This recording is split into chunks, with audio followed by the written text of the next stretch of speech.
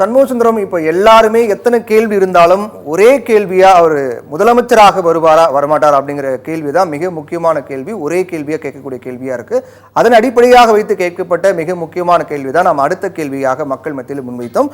நாம கேட்ட கேள்வி என்ன அப்படின்னா, எம்ஜிஆர் என்டிஆர் போல் விஜய் முதல்வராக ஜெயிக்க முடியுமா அப்படிங்கிற கேள்வி டைரக்டா நாம கேட்டுட்டோம். எம்ஜிஆர் எம்டிஆரை போல விஜய் முதலமைச்சராக ஜெயிக்க முடியுமா அப்படிங்கிற கேட்கப்பட்ட கேள்விக்கு நாம் ஒரு 3 ஆப்ஷன் கொடுத்திருந்தோம். அதுல முடியும், முடியாது, கருத்து கூற விருப்பம் இல்லை அப்படின்னு 3 ஆப்ஷன் கொடுத்திருந்தோம். அதுக்கு மக்கள் கொடுத்திருக்கக்கூடிய பதில், எதிர்பார்க்கப்பட்ட மிகவும் எதிர்பார்ப்பு ஏற்படுத்தியிருக்கக்கூடிய கேள்விக்கான பதில் என்ன அப்படின்னா, எம்ஜிஆர் என்டிஆரை போல விஜய் முதல்வராக ஜெயிக்க முடியும் என 42 விழுக்காடு மக்கள் கருத்து தெரிவிக்கிறத நம்ம பார்க்கிறோம். அதே போன்று எம்ஜிஆர் என்டிஆரை போல விஜய் ஜெயிக்க முடியாது என 41 விழுக்காடு மக்கள் கருத்து தெரிவிக்கிறத நம்ம பார்க்கிறோம். அதே போன்று இந்த கேள்விக்கு பதில் கூற எங்களுக்கு விருப்பமில்லை, அதே போன்று எந்தவித கருத்தும் இல்லை என 17 விழுக்காடு மக்கள் கருத்து தெரிவிக்கிறத நம்ம பார்க்கிறோம். அப்போ ஒட்டுமொத்தமாக பார்த்தோம் அப்படின்னா எம்ஜிஆர் என்டிஆரை போல விஜய் முதல்வராக ஜெயிக்க முடியும் என்பதற்கு தான் அதிக மக்கள் கருத்து தெரிவிச்சிருக்காங்க. சண்முகசுந்தரம், பார்த்திபன், உங்கள் பார்வையில் எம்ஜிஆர் என்டிஆர் 2 பேரையுமே இப்போ பதில் சொன்ன பல பேர் பார்த்துருக்க மாட்டாங்க. நிச்சயமா எம்ஜிஆரும் என்டிஆரும் எப்படி ஆட்சி அமைச்சாங்க, அப்ப இருந்த பொலிட்டிக்கல் சிச்சுவேஷன் என்னன்றது அறிமுகப்படுத்த ஒரு பிரபலமான சொன்ன. இப்போ இங்க கட்சி ஆரம்பிக்கிற எல்லாருமே எம்ஜிஆர் அப்புறம் முதலமைச்சர் ஆயிடணும் அப்படின்றதுனால கேள்வி ஞானத்தில் இந்த பதில சொல்லியிருக்கலாம். ஆனால் ஆஸ் அ ஸ்ட்ராட்டஜிஸ்டா என்ன நீங்க கம்பேர் பண்ண சொன்னீங்கன்னா, இவங்க 2 பேரையும் விட்டுட்டு நான் பவன் கல்யாண் கூட தான் கம்பேர் பண்ணுவேன். ஏன்னா அவர் தான் கான்டெம்பரரி, இப்போ இந்த வருஷம் டெப்டி சிஎம் ஆயிருக்காரு. இவரை போலவே சினிமாவிலிருந்து வந்தவர்.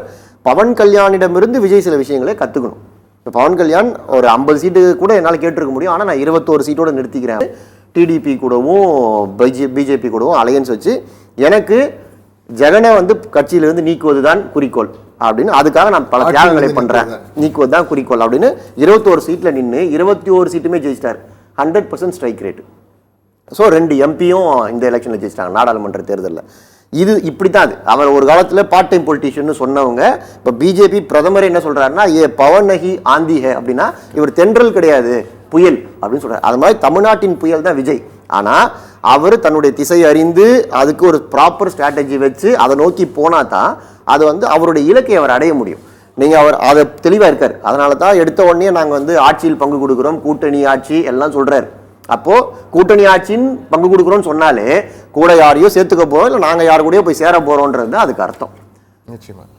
அதனால அவர் நீங்க எம்ஜிஆர் என்டிஆரை கம்பேர் பண்றதை விட இன்னைக்கு சமகாலத்தில் இருக்கிற ஆம் ஆத்மி கெஜ்ரிவாலையும் பவன் கல்யாணும் இப்படி புதுசா உள்ள சிவில் சொசைட்டில இருந்து சினிமால இருந்து ஆட்சியை பிடித்தவர்கள், இப்போ டெப்டி சிஎம் ஆனவர், அரவிந்த் கெஜ்ரிவால் சிஎம் ஆனவர், அங்கிருந்து தான் அதிக பாடங்களை விஜய் கத்துக்கணும். பவன் கல்யாணை பார்த்து கத்துக்கிறாருன்னு பார்ப்போம். கண்ணன், உங்களுடைய கருத்து சுருக்கமாக. இப்போ என்டிஆரை பொறுத்தவரையில் ஒரு 82ல் கட்சி ஆரம்பித்து 83ல் கரெக்டாக 1 இயரில் ஆட்சியை பிடிச்சிட்டாரு. எம்ஜிஆரை பொறுத்தவரை ஒரு நீண்ட பயணம். 72ல் கட்சி நீக்கப்பட்டு அதுக்கு முன்னால் 15 வருஷம் அவர் திமுகவில் இருக்கிறாரு. 77ல் திரும்ப ஆட்சியை கைப்பற்றாரு. இவர் 2 வருஷத்தில் நான் ஆட்சியை பிடிக்கணும் அப்படின்னு அவர் அறிவிச்சுட்டு தான் விஜய் கட்சிக்கு வராரு. ஆனால் அதற்கு முடியும்னு 42% பேர் சொல்லியிருக்கிறாங்க, முடியாதுன்னு 41. 1% தான் அந்த வித்தியாசம் இருக்குது. இதை மக்கள் தான் தீர்மானிக்கணும் 2026. நிச்சயமா. எனவே விஜய் அரசியல் தேர்தல் அரசியலில் சூறாவளியா இருப்பாரா, தென்றல் காட்டாக கடந்து போய் விடுவாரா என்பதை பொறுத்திருந்து பார்ப்போம்.